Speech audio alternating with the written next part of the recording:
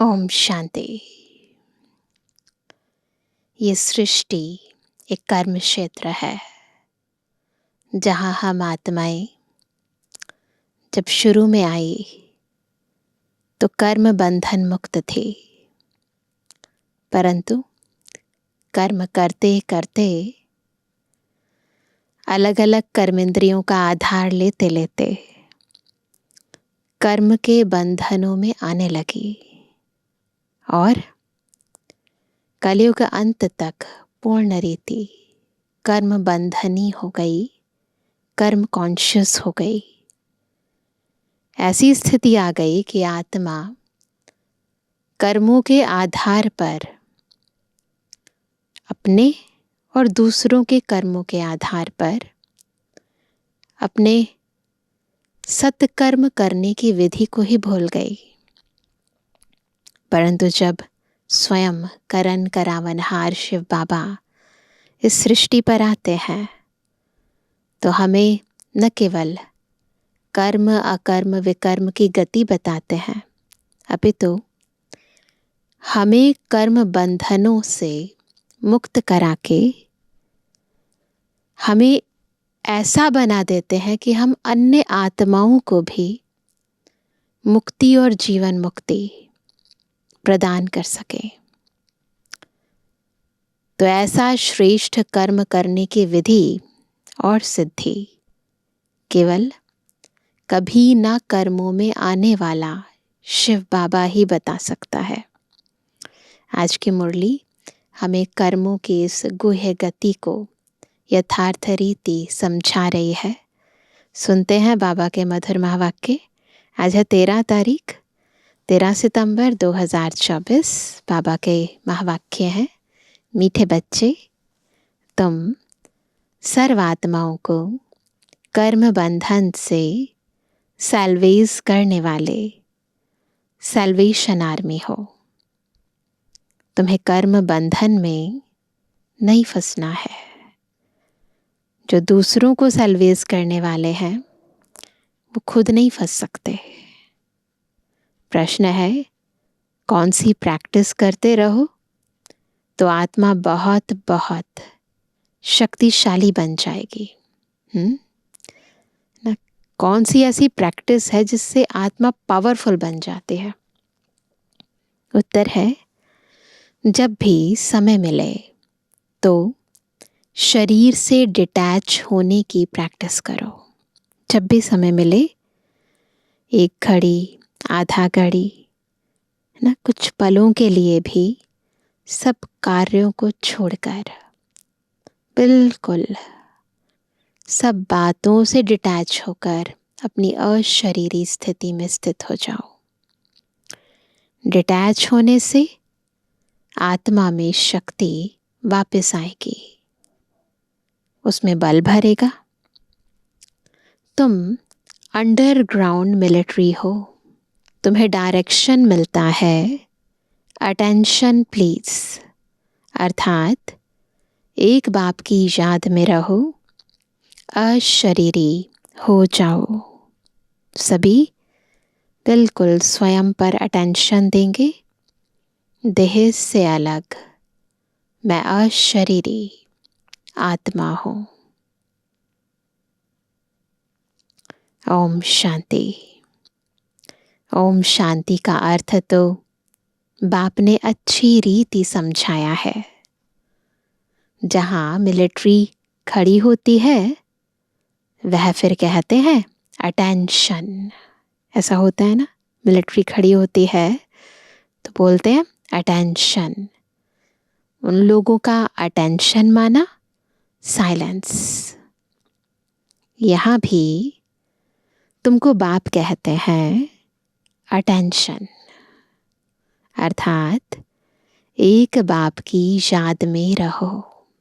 सभी अटेंशन होकर बैठे हैं ना, बिल्कुल अटेंटिव। मुख से बोलना होता है, नहीं तो वास्तव में बोलने से भी दूर होना चाहिए। अटेंशन, बाप की याद में हो। बाप का डायरेक्शन अथवा श्रीमत मिलती है, तुमने आत्मा को भी पहचाना है, बाप को भी पहचाना है, तो बाप को याद करने बगैर तुम विकर्माजीत अथवा सतो प्रधान पवित्र नहीं बन सकते। मूल बात ही यह है। बाप कहते हैं, मीठे मीठे लाडले बच्चों, अपने को आत्मा समझ बाप को याद करो। यह है सब इस समय की बातें जो फिर वह उस तरफ ले गए हैं। वह भी मिलिट्री है, तुम भी मिलिट्री हो। अंडरग्राउंड मिलिट्री भी होती है ना, गुम हो जाते हैं। तुम भी अंडरग्राउंड हो, दिखाई नहीं देते ना, बाहर से तो ऐसे नहीं दिखाई देते। तुम भी गुम हो जाते, अर्थात बाप की याद में लीन हो जाते हो। तो बाबा आत्माओं से बात कर रहे हैं। तो जब कहते हैं अटेंशन, बिल्कुल सोल कॉन्शियस हो जाए और बाबा के साथ मन बुद्धि जुट जाए, तो बिल्कुल अटेंशन।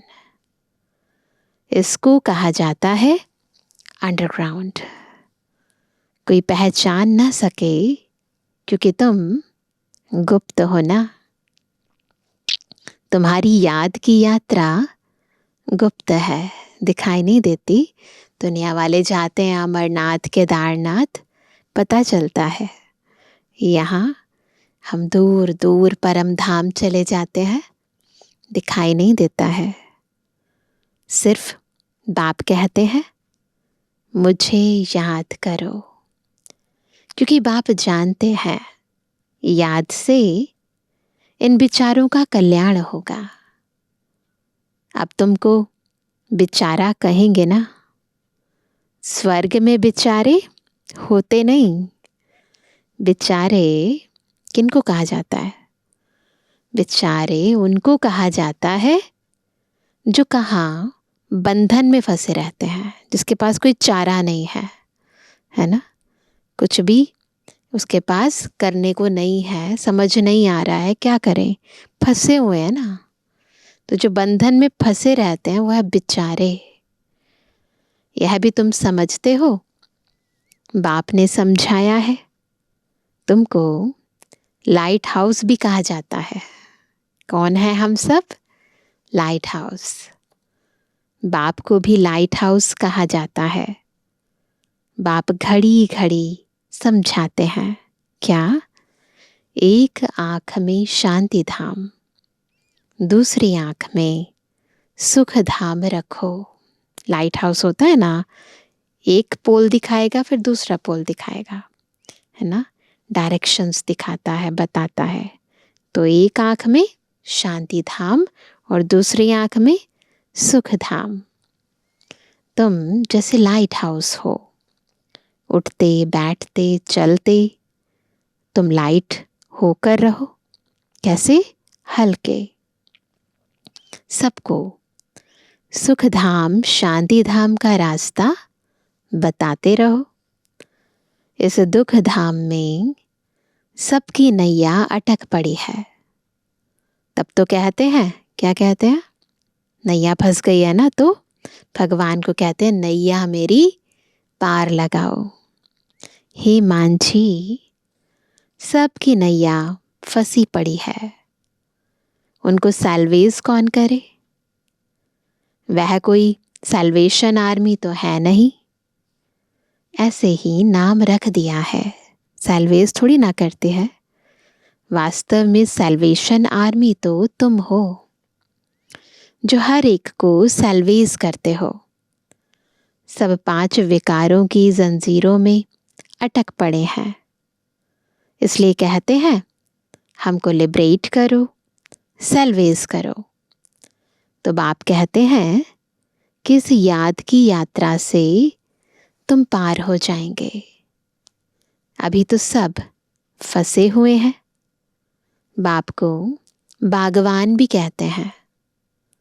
इस समय की ही सभी बातें हैं।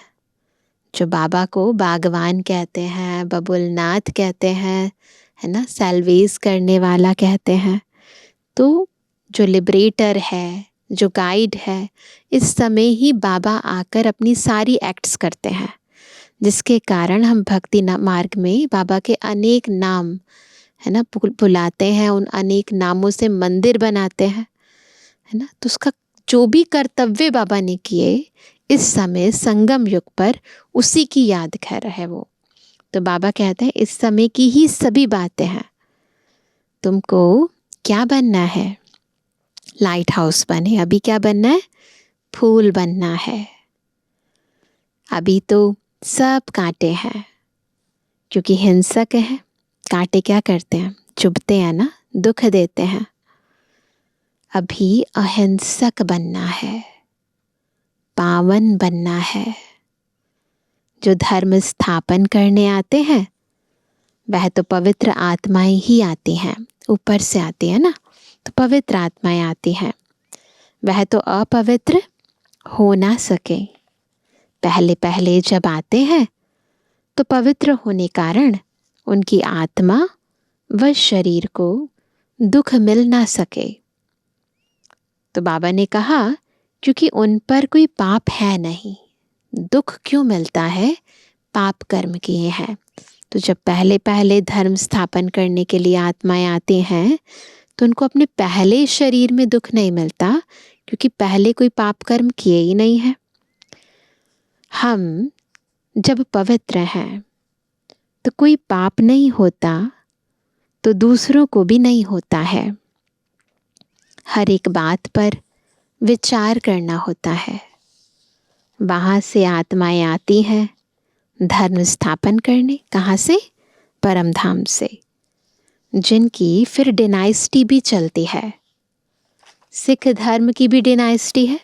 पहले एक धर्म स्थापन करने के निमित्त आत्मा आई और उसके बाद उनकी डिनाइस्टी आती है एक एक करके ऊपर से। सन्यासियों की डिनाइस्टी थोड़ी चलती है, राजाएं थोड़े ही बने हैं।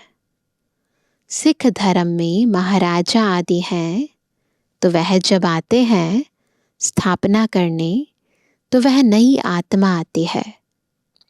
क्राइस्ट ने आकर क्रिश्चियन धर्म स्थापन किया, बुद्ध ने बौद्धि, इब्राहिम ने इस्लाम।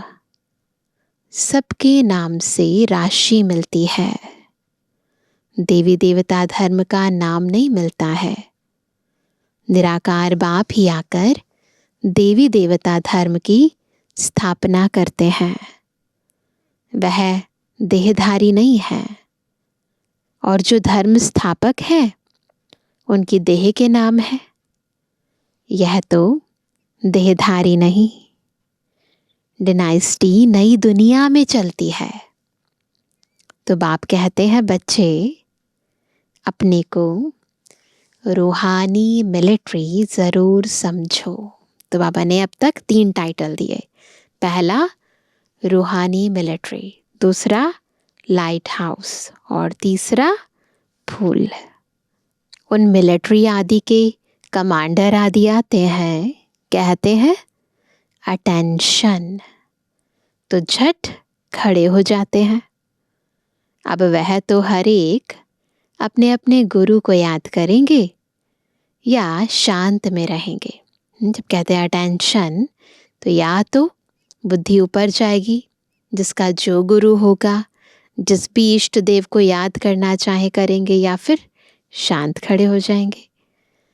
परंतु वह झूठी शांति हो जाती है। तुम जानते हो हम आत्मा है, हमारा धर्म ही शांत है। फिर याद किसको करना है? अभी तुमको ज्ञान मिलता है। ज्ञान सहित याद में रहने से पाप कटते हैं। यह ज्ञान और कोई को नहीं है। मनुष्य यह थोड़ी समझते हैं हम आत्मा शांत स्वरूप है, हमको शरीर से डिटैच हो बैठना है। कोई भी ऐसे नहीं समझता। यहाँ तुमको वह बल मिलता है। कौन सा बल? जिससे तुम अपने को आत्मा समझ बाप की याद में बैठ सकते हो। वो बल मिलता है। बाप समझाते हैं कैसे अपने को आत्मा समझ डिटैच होकर बैठो। तो सभी अभी बिल्कुल अटेंशन रखेंगे, अपने को आत्मा समझेंगे, देह देह की बातें, देह के कर्म सबसे बिल्कुल डिटैच हो जाएं। तुम जानते हो हम आत्माओं को अब वापस जाना है। हम वहाँ के रहने वाले हैं। अब फीलिंग आती है। जब आत्मा समझते हैं ना तो फीलिंग आती है। इतने दिन घर भूल गए थे, कब से आए हैं ऊपर से। इतने दिन, दिन नहीं, सालों गुजर गए, जन्मों गुजर गए, है ना। तो इतने दिन घर भूल गए थे और कोई थोड़ी समझते हैं हमको घर जाना है। पतित आत्मा तो वापस जा ना सके। ना कोई ऐसा समझाने वाला है कि किसको याद करो। है कोई? सब अलग अलग लोगों को याद करते हैं। बाप समझाते हैं याद एक को ही करना है और कोई को याद करने से क्या फायदा। समझो, भक्ति मार्ग में शिव शिव कहते रहते हैं। मालूम तो किसको है नहीं कि इससे क्या होगा। बस किसी ने कहा शिव शिव बोलते रहो, राम राम बोलते रहो, बोलने लग गए। होगा क्या पता नहीं। शिव को याद करने से पाप कटेंगे यह किसको भी पता नहीं है। आवाज सुनाई देगा सो तो जरूर आवाज होगा ही। इन सब बातों से कोई फायदा नहीं। बार बार मुख से कोई भी मंत्र उच्चारण करने से कोई फायदा नहीं। बाबा तो इन सब गुरुओं से अनुभवी है ना। ब्रह्मा बाबा, बाबा को तो बहुत अनुभव था। बाबा ने कहा है, क्या कहते हैं बाबा? बाबा ने कहा है ना, हे अर्जुन। कौन कहते हैं ये? शिव भगवान वाच है। इन सब को छोड़ो। सतगुरु मिला तो इन सब की दरकार नहीं। सतगुरु तारता है, भव सागर से तारता है। और बाकी सब क्या करते हैं? डुबोते हैं। हम ऊपर थे, नीचे ले आते हैं। वो भव सागर में ले आते हैं, फंसा देते हैं। और बाबा आते हैं, भव सागर से पार ले जाते हैं। बाप कहते हैं मैं तुम्हें आसुरी संसार से पार ले जाता हूँ। विषय सागर से पार जाना है। यह सब बातें समझाने की हैं। मांझी तो वैसे नाव चलाने वाला होता है, परंतु समझाने लिए यह नाम पड़ गए हैं। उनको कहा जाता है, क्या कहते हैं बाबा को? प्राणेश्वर बाबा, अर्थात प्राणों का दान देने वाले बाबा। वह अमर बना देते हैं, अमर बना देते हैं। हम क्या सोचते थे खुद को? बॉडी। और बॉडी तो जन्म हुआ है तो मृत्यु को भी प्राप्त होगी। लेकिन बाबा हमें बताते हैं कि हम कौन है? अजर, अमर, अविनाशी आत्मा। तो बाबा हमें मृत्यु से, बॉडी कॉन्शियसनेस से अमरत्व की ओर ले जाते हैं, अमर बना देते हैं, प्राणों का दान दे देते हैं। प्राण आत्मा को कहा जाता है। आत्मा निकल जाती है तो कहते हैं प्राण निकल गए। फिर शरीर को रखने भी नहीं देते हैं। आत्मा है तो शरीर भी तंदुरुस्त है। आत्मा बिगिर तो शरीर में ही क्या हो जाती है? बास हो जाती है। फिर उनको रख करके क्या करेंगे? जानवर भी ऐसा नहीं करेंगे। सिर्फ एक जानवर है जो मरने के बाद भी डेड बॉडी से चिपका रहता है। वो कौन सा जानवर है? सिर्फ एक बंदर है। उनका बच्चा मर जाता है, बास होती है, तो भी उस मुर्दे को छोड़ते नहीं हैं। बास हो जाती है फिर भी उस मुर्दे को छोड़ेंगे नहीं, लटकाए रहेंगे। देखा है कभी ना? बंदरिया अपने बच्चा अगर शरीर छोड़ जाए उसको अपनी बॉडी के साथ चिपकाए रखती है, डेड बॉडी को। तो इसीलिए मोह क्या, पांचों ही विकार सबसे ज्यादा बंदर में है। वह तो जानवर है, तुम तो मनुष्य हो ना। शरीर छोड़ा तो कहेंगे, क्या कहते हैं, जल्दी उनको बाहर निकालो, डेड बॉडी को बाहर निकालो। मनुष्य कहेंगे स्वर्ग पधारा। जब मुर्दे को उठाते हैं तो पहले पैर शमशान तरफ करते हैं, फिर जब वहां अंदर घुसते हैं शमशान घाट में, पूजा आदि कर समझते हैं अभी यह स्वर्ग जा रहा है, तो क्या करते हैं? तो उसे फिराकर मुंह शमशान तरफ कर देते हैं। तुमने श्री कृष्ण को भी एक्यूरेट दिखाया है ना? वो पिक्चर है ना श्री कृष्ण की, छोटा बेबी है ना, छोटा कृष्णा क्या कर रहा है? नर्क को लात मार रहा है। तो नर्क को लात मार रहा है श्री कृष्ण का यह शरीर तो नहीं है, उनका नाम रूप तो बदलता है। कितनी बातें बाप समझाकर फिर कहते हैं क्या करो?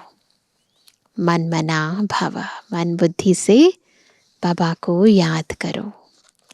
यहाँ आकर जब बैठते हो तो सबसे पहले क्या कहते हैं बाबा रूहानी मिलिट्री को? अटेंशन। बुद्धि बाप में लगी रहे, अटेंशन। तुम्हारा यह अटेंशन फॉर एवर है, यानी सदा के लिए है। जब तक जीना है ना, सोल कॉन्शियस होना है ना, जब तक जीना है बाप को याद करना है। याद से ही जन्म जन्मांतर के पाप कटते हैं। याद ही नहीं करेंगे तो पाप भी नहीं कटेंगे। बाप को याद करना है। याद में आंखें कभी बंद नहीं करनी है। सन्यासी लोग आंखें बंद कर बैठते हैं। कोई कोई तो स्त्री का मुंह नहीं देखते हैं, पट्टी बांध कर बैठते हैं। तुम जब यहां बैठते हो तो रचता और रचना के आदि मध्य अंत का स्वदर्शन चक्र फिराना चाहिए। तुम लाइट हाउस हो ना। यह है दुख धाम। एक आंख में दुख धाम, दूसरी आंख में सुख धाम। उठते बैठते अपने को लाइट हाउस समझो। बाबा भिन्न भिन्न नमूने से बताते हैं, यानी एग्जाम्पल्स दे देकर बताते हैं। तुम अपनी भी संभाल करते हो। लाइट हाउस बनने से अपना कल्याण करते हो। बाप को याद जरूर करना है। जब कोई रास्ते में मिले तो उनको बताना है। पहचान वाले भी बहुत मिलते हैं। वह तो एक दो को राम राम करते हैं ना दुनिया में। तो उनको बोलो आपको पता है यह दुख धाम है, वह है शांति धाम और सुख धाम। ऐसे बताओ उन्हें। आप शांति धाम सुख धाम में चलना चाहते हो? पूछो उनसे। यह तीन चित्र किसको समझाना तो बहुत सहज है। आपको इशारा देते हैं। लाइट हाउस भी इशारा देता है। यह नैया है जो रावण की जेल में लटक पड़ी है। मनुष्य मनुष्य को सैल्वेज कर नहीं सकते। वह तो सब हैं आर्टिफिशियल हद की बातें, है ना। जो दुनिया में सैल्वेशन होती है ना, दुनिया वालों को सैल्वेज करती है। किसी की नाव, किसी का बेड़ा लटका हुआ होता है, अटका हुआ होता है, तो उसे पार लगा देती है वो सैल्वेशन आर्मी। परंतु यहाँ सूक्ष्म रीति बातें हैं जो वह कहते हैं कि मनुष्य मनुष्य को सैल्वेज कर नहीं सकते। वह तो सब है आर्टिफिशियल हद की बातें। यह है बेहद की बात। आत्मा का बेड़ा डूबा हुआ है विषय सागर में। इसे क्षीर सागर में शिव बाबा आते हैं और ले जाते हैं। यह बेहद की बात। सोशल सोसाइटी की सेवा भी वह नहीं है। वास्तव में सच्ची सेवा यह है सभी का बेड़ा पार करना। तुम्हारी बुद्धि में है मनुष्यों की क्या सर्विस करें। पता है ना सबको क्या सेवा करनी है। पहले तो कहना है तुम गुरु करते हो, मुक्ति धाम में जाने लिए, बाप से मिलने लिए, परंतु कोई मिलता नहीं।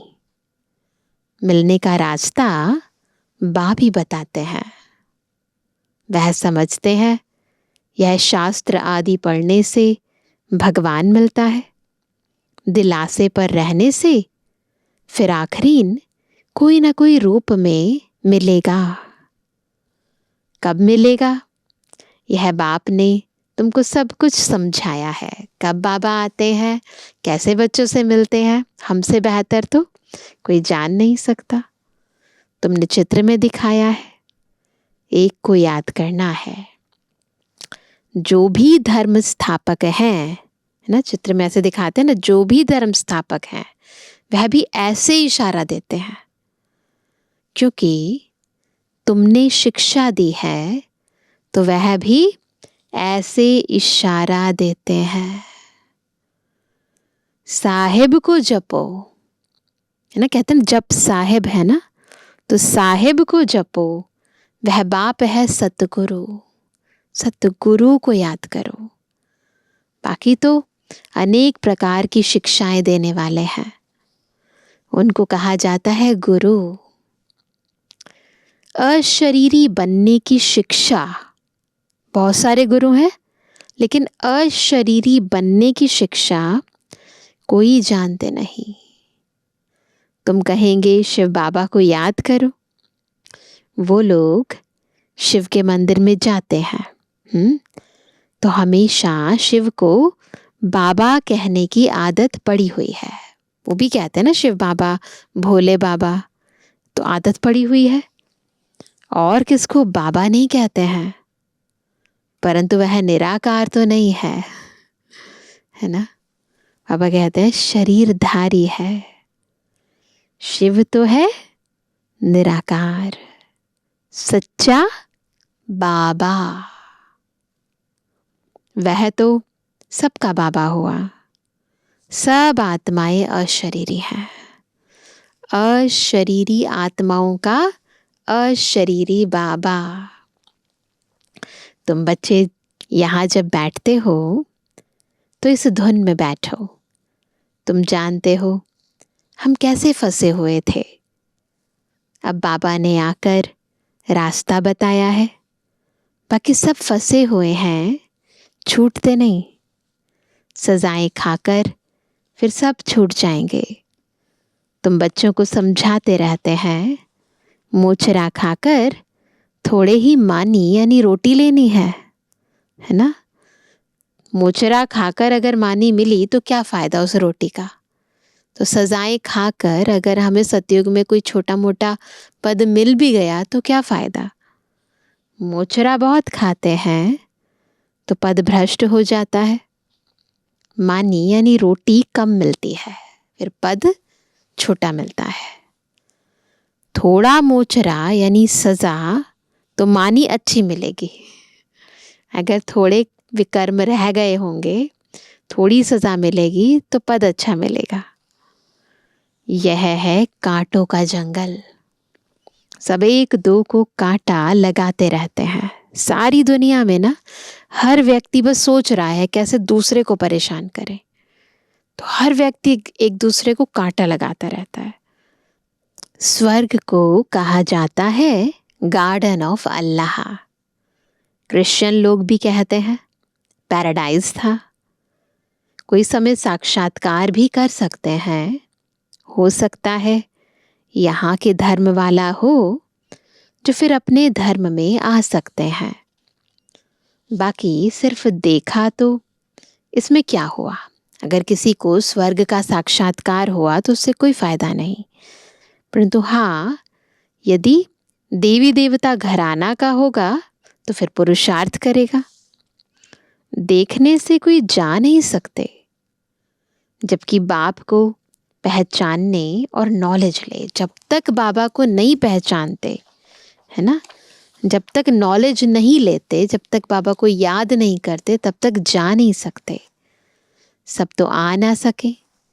देवताएं तो वहाँ बहुत थोड़े होते हैं। अभी इतने हिंदू हैं, असल में देवताएं थे ना, परंतु वह थे पावन। यह है पतित। अभी हिंदू बहुत हो गए हैं, लेकिन वास्तविकता में जो हिंदू धर्म वाली आत्माएं हैं, पहले देवी देवता धर्म की आत्माएं थी। देवी देवताएं ही थे वो। लेकिन फिर क्या हुआ? अपवित्र बन गए तो फिर अपने को हिंदू कहलाते हैं। तो बाबा ने कहा असल में देवताएं थे ना, परंतु वह थे पावन। और यह है पतित। पतित को देवता कहना शोभेगा नहीं।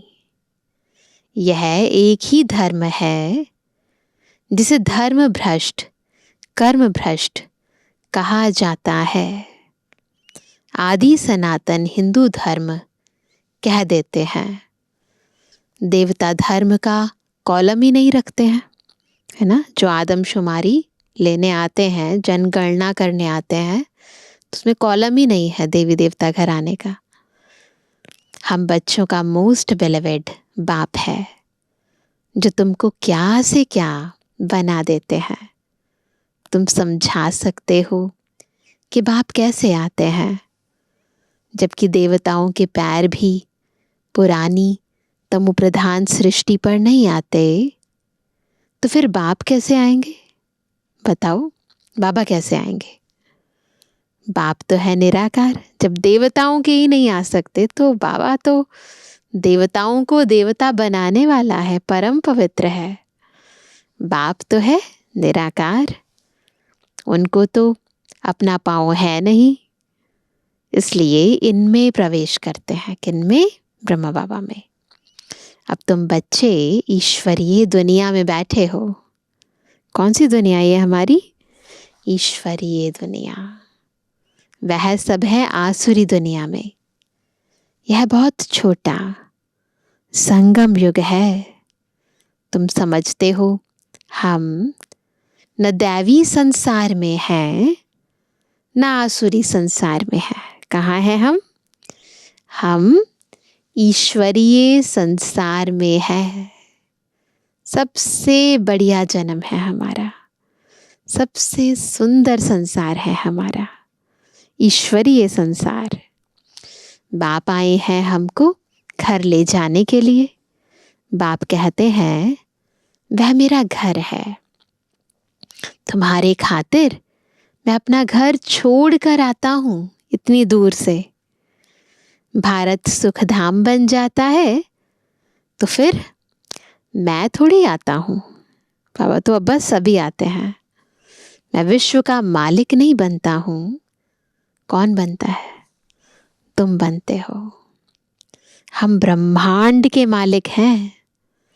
ब्रह्मांड में सब आते हैं। ऊपर परम धाम में सारी आत्माएं जाते हैं, तो ब्रह्मांड में सब आते हैं। अभी भी वहाँ मालिक बन बैठे हैं जिनको बाकी आना है, परंतु वह आकर विश्व का मालिक नहीं बनते। समझाते तो बहुत हैं, कोई स्टूडेंट बहुत अच्छे होते हैं तो स्कॉलरशिप ले लेते हैं। वंडर है यहाँ कहते भी हैं हम पवित्र बनेंगे, फिर जाकर पतित बन जाते हैं। प्रॉमिस करते हैं फिर उल्टा काम करते हैं।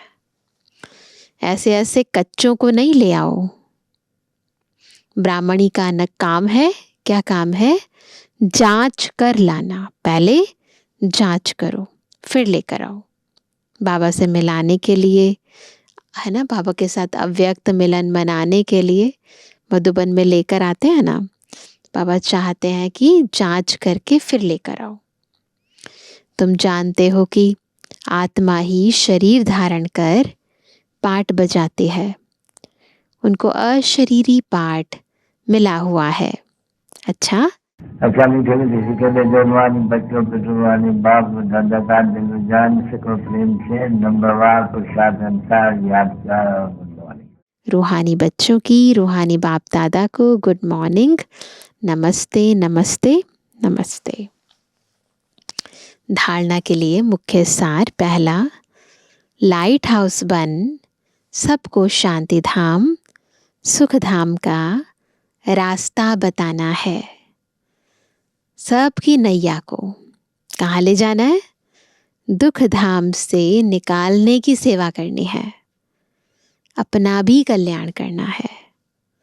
दूसरा, अपने शांत स्वरूप स्थिति में स्थित हो। बिल्कुल, कौन सी स्थिति? शांत स्वरूप स्थिति। अपने शांत स्वरूप स्थिति में स्थित हो, शरीर से डिटैच होने का अभ्यास करना है। याद में आंखें खोल कर बैठना है। बुद्धि से रचता और रचना का सिमरण करना है। वरदान है, अपने संकल्पों को शुद्ध, ज्ञान स्वरूप और शक्ति स्वरूप बनाने वाले संपूर्ण पवित्र भव। कैसे बनेंगे संपूर्ण पवित्र? जब अपने संकल्पों को शुद्ध, ज्ञान स्वरूप और शक्ति स्वरूप बनाएंगे। बाप समान बनने के लिए पवित्रता का फाउंडेशन पक्का करो। फाउंडेशन में ब्रह्मचर्य व्रत धारण करना, ये तो कॉमन बात है। सिर्फ इसमें खुश नहीं हो जाओ।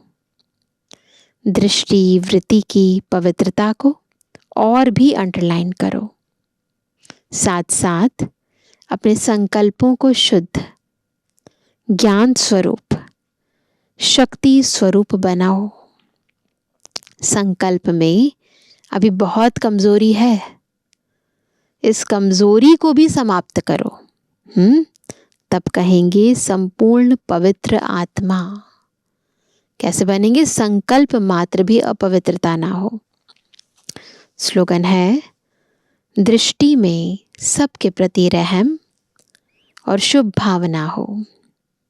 दृष्टि में सबके प्रति रहम और शुभ भावना हो तो अभिमान व अपमान का अंश भी नहीं आ सकता। अभी सुनते हैं आज का व्यक्त इशारा। बेहद के विधाता के लिए यह हद की आशाएं व इच्छाएं स्वयं ही परछाई के समान पीछे पीछे चलती हैं। किसके सामने? बेहद के विधाता के लिए। मांगने की जरूरत नहीं होती, अपने आप आती हैं। यह 5 तत्व भी आप विधाता के आगे दासी बन जाते हैं। क्यों? विधाता है ना, कंट्रोलर है, रूलर है, स्वराज्य अधिकारी है। आपके आगे यह हद की इच्छाएं ऐसी हैं जैसे सूर्य के आगे दीपक, है ना, जो खुद सर्वगुण संपन्न बन रहे हैं, उनके आगे छोटी मोटी इच्छाएं क्या है। लेकिन चाहिए की तृप्ति का आधार है। जो चाहिए वह ज्यादा से ज्यादा देते जाओ। देना ही लेना है ना। मान दो, रिगार्ड दो, रिगार्ड लो नहीं। नाम चाहिए तो बाप के नाम का दान दो, तो आपका नाम स्वतः हो जाएगा। मांगने से मिले, यह रास्ता ही रॉन्ग है, तो मंजिल कहाँ से मिलेगी? इसलिए मास्टर विधाता बनो, तो सब इच्छाएं पूरी हो जाएंगी। बस इस स्वमान को याद रखो, मैं कौन हूँ? मास्टर विधाता हूँ, सबको देने वाली हूँ। अच्छा, ओम शांति।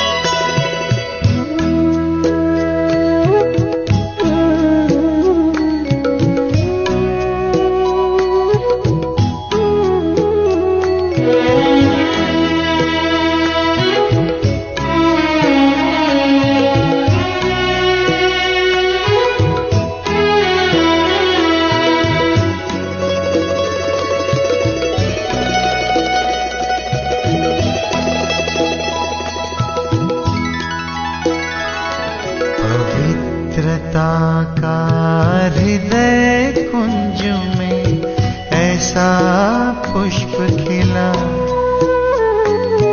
जिसकी सुगंध से जीवन में सुख ही सुख मिला। पवित्रता का हृदय कुंज में ऐसा पुष्प खिला,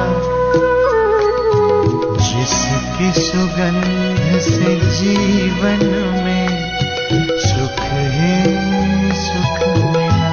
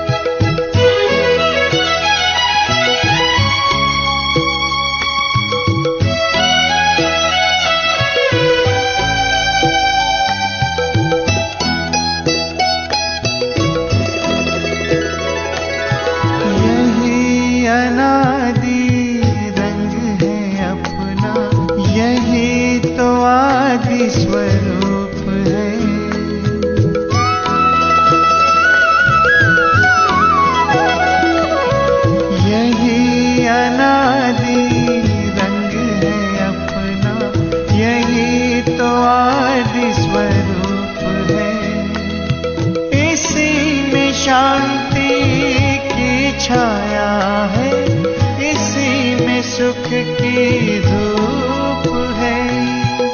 कल्प कल्प के भाग्य भवन की ये आधारशिला,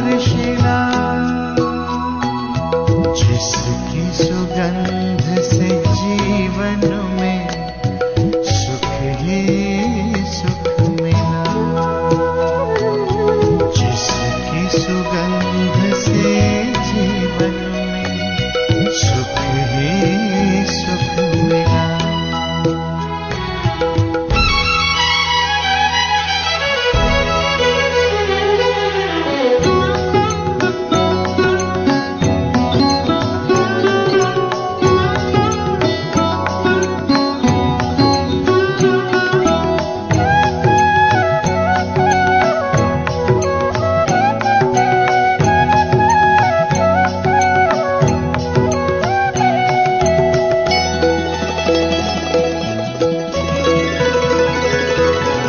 अधरों पर बिखरी सच्चाई, अंतर में निर्मलता आई।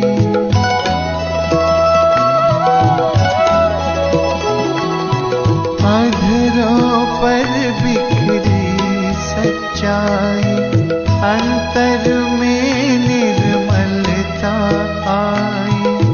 विराजित तन मंदिर में मन की मूर्ति मुस्काई।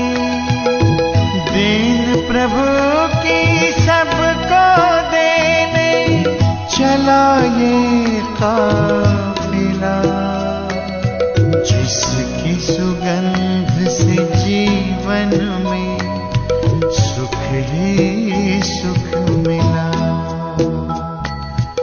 जिसकी सुगंध से जीवन में सुख ही सुख मिला।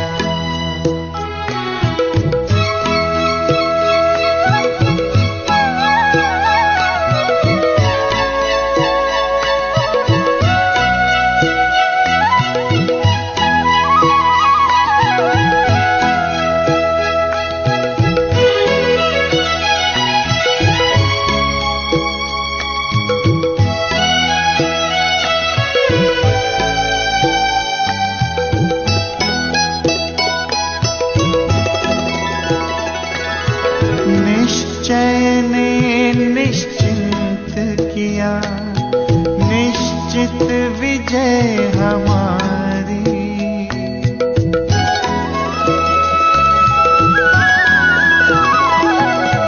निश्चय ने निश्चिंत किया, निश्चित विजय हमारी। पवित्रता के बल से होगी पावन दुनिया ये सारी। सबका भला हो यही दुआ का दिल में सिलसिला, जिसकी सुगंध से जीवन में सुख ही सुख मिला, जिसकी सुगंध से जीवन में सुख ही सुख मिला। पवित्रता का हृदय कुंज में ऐसा पुष्प खिला, जिसकी सुगंध से जीवन में सुख ही सुख मिला। हो जिसकी सुगंध से जीवन में सुख ही सुख मिला, जिसकी सुगंध से जीवन में सुख ही सुख मिला।